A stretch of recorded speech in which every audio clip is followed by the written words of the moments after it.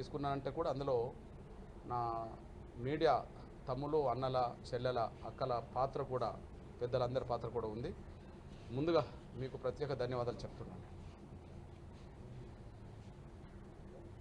నిన్న సాయంత్రం 6 గంటలకు రాష్ట్రపతి భవన్లో గౌరవ మన దేశ ప్రధానమంత్రి నరేంద్ర మోడీ గారితో పాటు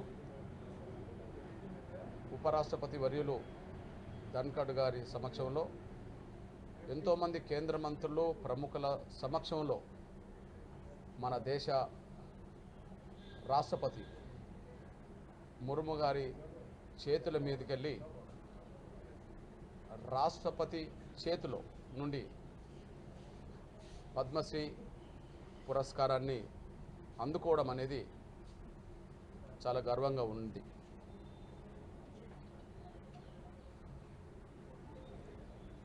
నిన్న రాష్ట్రపతి చేతుల మీద నుంచి పురస్కారాన్ని పొందడం ఒక ఎత్తు అవుతే, నిన్న రాష్ట్రపతి ముర్ము గారు ఆమె నుంచి ఒక ట్వీట్ పెట్టడం జరిగింది. ఎంఆర్పిఎస్ 30 ఏళ్ల సుదీర్ఘ పోరాటంలో మాదిగల కోసమే కాకుండా చిన్నపిల్లల కోసం, వికలాంగుల కోసం, విడోస్ కోసం, వృద్ధుల కోసం, సమాజంలో పీడిత వర్గాలందరి కోసం ఒక సుదీర్ఘ పోరాటం చేసినందుకు దక్కిన గుర్తింపుగా ఈ పురస్కారం రావడం అనేది అభినందనీయమని చెప్పి, దాంతో పాటు ఒక కులంకి భూతు పదాలతో ఉపయోగించుకోవాలనుకుంటున్న సమాజం నుంచి ఆ కులం పేరుకే గుర్తింపు గౌరవం తీసుకురావడం జరిగింది. ఒక గుర్తింపు గౌరవం అస్తిత్వంగానే మార్చడమే కాకుండా అది ఒక ప్రతిఘటన చైతన్యంగా మారింది. ఇది ఒక గొప్ప మార్పుకు సంకేతం అని చెప్పి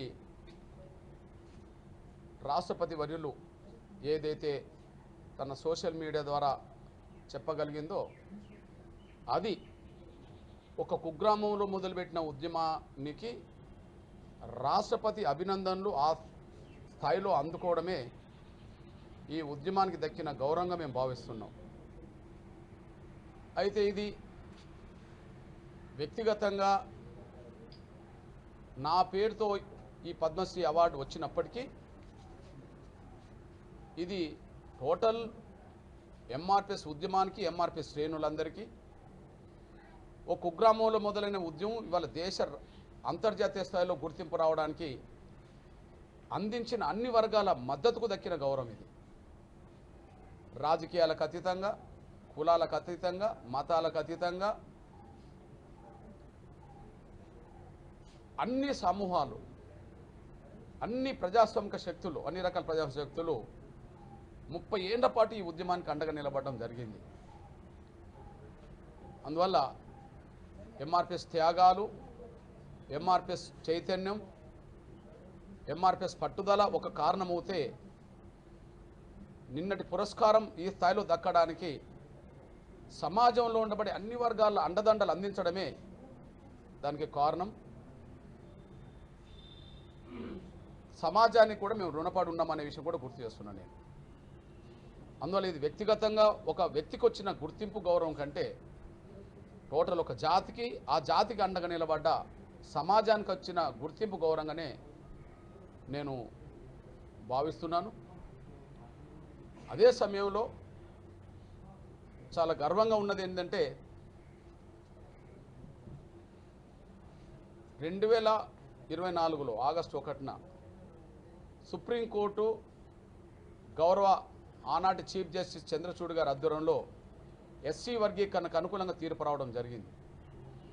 94లో ఉద్యమం మొదలు పెడితే 2024లో సుప్రీంకోర్టు అత్యున్నత న్యాయస్థానం దాన్ని ధృవీకరించింది, న్యాయమని చెప్పి అంగీకరించింది.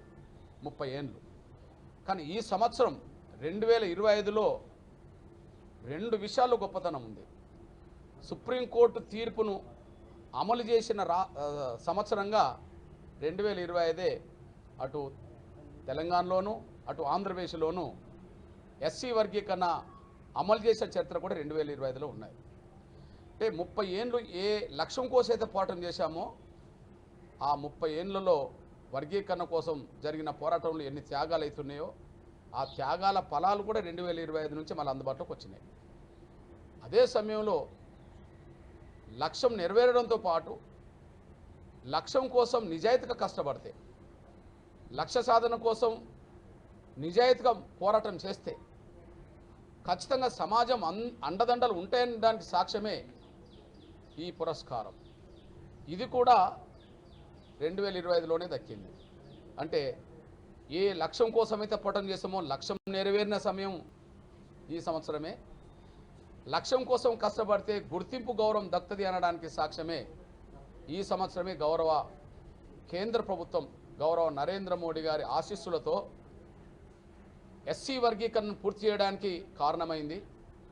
గౌరవ ప్రధానమంత్రి నరేంద్ర మోడీ గారి ఆశీస్సులతోటే ఇవాళ ఈ స్థాయిలో గుర్తింపు గౌరవం రావడానికి దారితీసింది.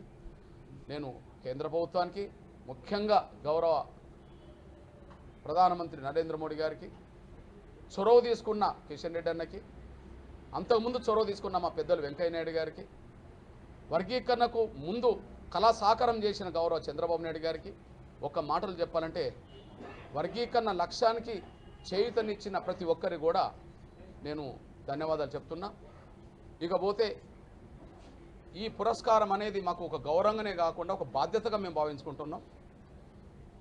ఈ వచ్చిన గౌరవంతో పాటు దీని ద్వారా మరింత బాధ్యత పెరిగిందని మేము భావిస్తున్నాం. లక్ష్యం కోసం ఎట్లయితే కమిట్మెంట్గా 30 ఏళ్ళు కష్టపడడానికి ఏదైతే గుర్తింపు గౌరవం వచ్చిందో సొసైటీ అండదండలతోటే ఈ గుర్తింపు గౌరవం వచ్చింది కాబట్టి సొసైటీకి రుణపడి ఉన్నాం. ఆ రుణం తీసుకునే విషయంలో మా బాధ్యతను మరింత ముందుకు తీసుకెళ్తామనే విషయం కూడా స్పష్టం చేస్తున్నాం. ఎంఆర్పిఎస్ లక్ష్యం వర్గీకరణ అయినప్పటికీ ఇవాళ పద్మశ్రీ అవార్డు రావడం వెనుక జరిగిన సమాజం కోసం జరిగిన పోరాటాలు కూడా ఉన్నాయని చెప్పి గౌరవ రాష్ట్రపతి ఆ విషయాన్ని ధృవీకరించింది. అందులో గుండె జబ్బుతో బాధపడుతున్న పిల్లల ఉద్యమాన్ని ధృవీకరించింది. అందుకు ఆరోగ్యశ్రీ పథకాన్ని చెప్పగలిగినారు. వికలాంగుల సమాజం కోసం చేసిన సేవలు, ఓల్డేజ్ మరియు విడో కోసం చేసిన సేవలు కూడా గుర్తించడం జరిగింది.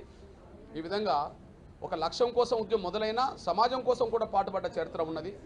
కానీ ఈ గుర్తింపు గౌరవం మరింత మా మీద బాధ్యత పెట్టింది కాబట్టి రాబోయే రోజుల్లో కులాలకు, మతాలకు, రాజకీయాలకు సంబంధం లేకుండా తెలుగు నేలకు, అదే సమయంలో దక్షిణాదికి, భారతదేశానికి కూడా ఖచ్చితంగా స్వతంత్రం అనంతరం ఇంకా పేద వర్గాల సమస్యలు, కులం, మతం, రాజకీయాలకు సంబంధం లేకుండా స్వాతంత్రం అనంతరం ఇంకా ఏ అంశాలైతే సమస్యలుగా మిగిలిపోయినాయో, ఇంకా ఏ అంశాలైతే పరిష్కారానికి నోచుకోలేదో, ఏ అంశాలైతే పరిష్కారం కావాలో ఖచ్చితంగా వాటి మీదనే దృష్టి పెడతాం.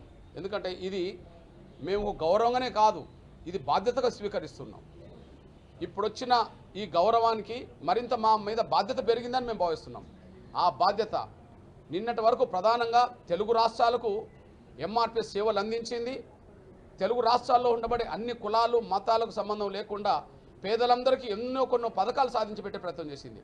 కానీ భవిష్యత్ ప్రయాణం మా భుజస్కంధాల మీద. మళ్ళీ చెప్తున్నా, స్వాతంత్రం అనంతరం ఇప్పటి వరకు 76-77 సంవత్సరాలు గడిచిపోతున్న ఈ దేశంలో ఇంకా ఏ సమస్యలుగా మిగిలిపోయినాయో, ఏ సమస్యలైతే పరిష్కారం కాలేదో, ఏ సమస్యలైతే పరిష్కారం కావాలని చెప్పి కుల, మత, రాజకీయాలకు సంబంధం లేకుండా ఎట్లయితే ఆకాంక్షిస్తున్నారో వారందరి ఆకాంక్షలకు అనుగుణంగానే భవిష్యత్తు ప్రయాణం కూడా చేస్తాం. ఆ ప్రయాణం చేసే ముందు ఖచ్చితంగా ఇప్పటి వరకు ఎంఆర్పిఎస్ ఉద్యమానికి చేయూతనిచ్చిన, అండదండలందించిన మేధావర్గంతో చర్చిస్తాం. అదే సమయంలో మీడియా పెద్దలందరితో చర్చిస్తాం. ప్రజా సంఘాలు, కుల సంఘాలు అన్నిటితో చర్చిస్తాం.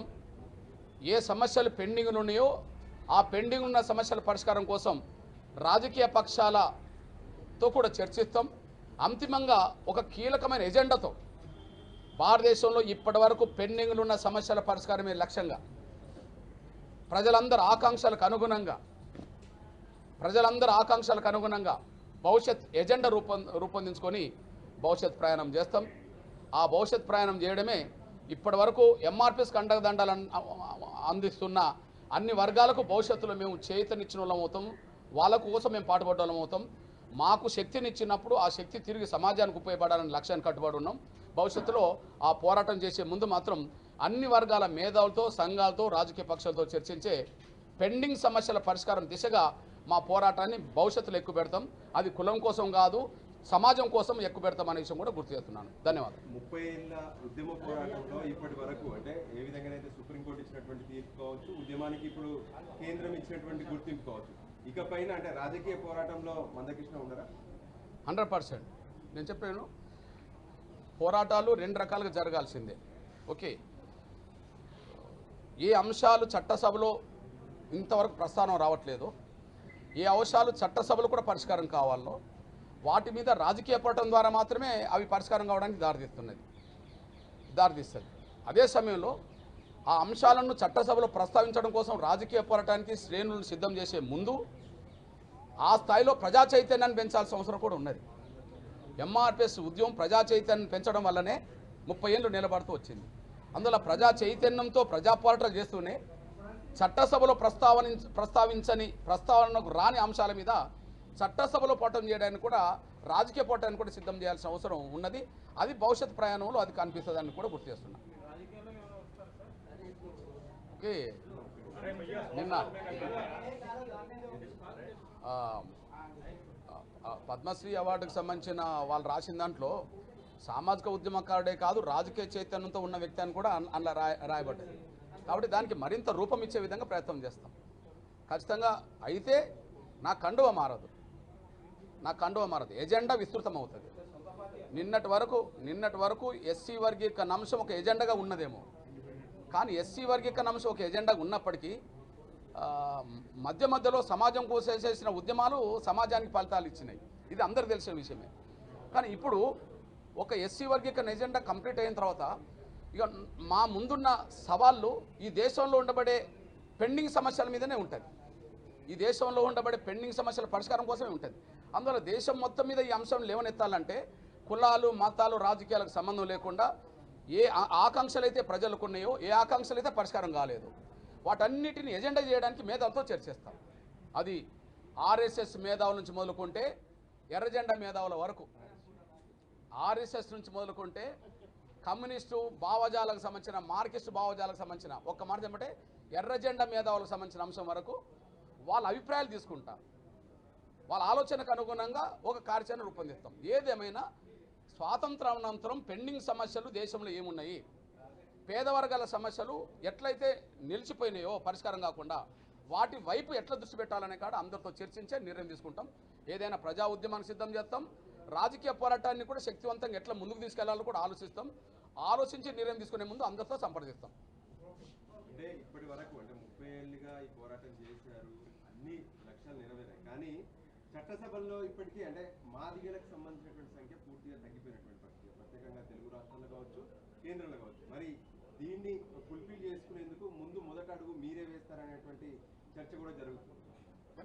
నేను చెప్పేది ఏంటంటే తెలుగు రాష్ట్రాల్లో అంతో ఎంతో ఇప్పుడు గౌరవ చంద్రబాబు నాయుడు గారు ఆంధ్రప్రదేశ్లో మాత్రం మా ప్రాతినిధ్యం అసెంబ్లీలో చాలా గణనీయంగా పెంచాడు.